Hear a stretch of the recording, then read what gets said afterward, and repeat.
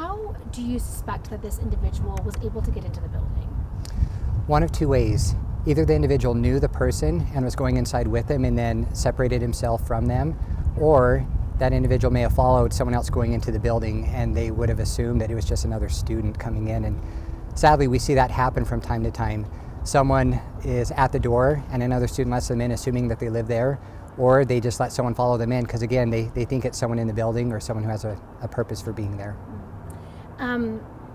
At night, that late at night or that early in the morning, what is the campus safety like at that time of the day? And are there anyone monitoring the entrances or the front lobbies of these dorms?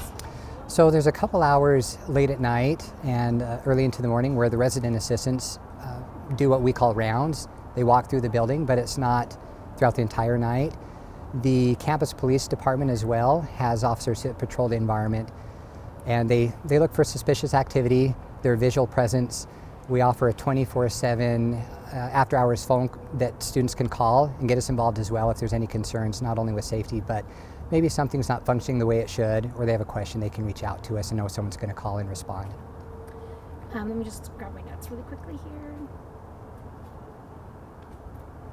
So, knowing that this happened and someone may have let this person in or he followed someone in, is there any adjustments to protocols moving forward to prevent something like this from happening again?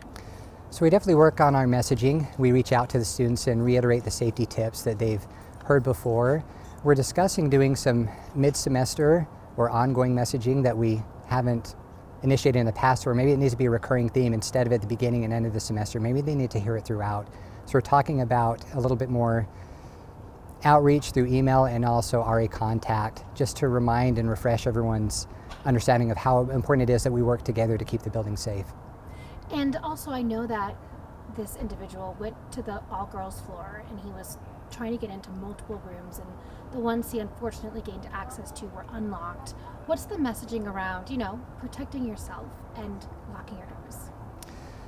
The messaging is you don't know who's going to be there, and you're not always safe unless you take extra steps to ensure that you're safe. So just being vigilant, being aware, trusting the systems that are in place to help keep you safe, and then not suspecting that things are always going to be fine, because you never know if someone's going to come in with bad intentions. And then through the rest of this year, the rest of this semester, after something like this happens with 3 students being impacted, and I'm sure many people now scared, how do you ensure that students feel safe here?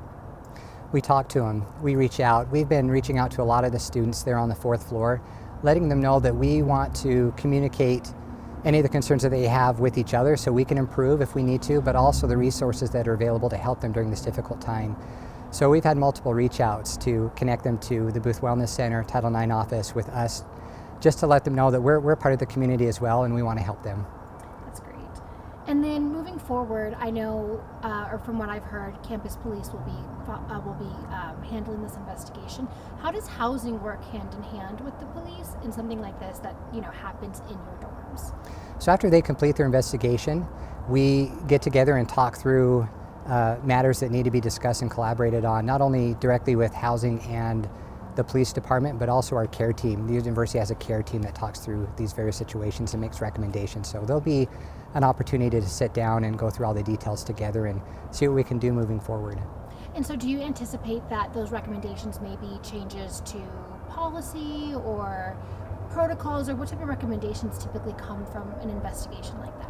Yeah, it could be policy changes. There could be recommendations to the facility. Perhaps they might ask us to change procedure on how we implement the RAs and walking through the buildings and checking spaces. So it could be any of the above.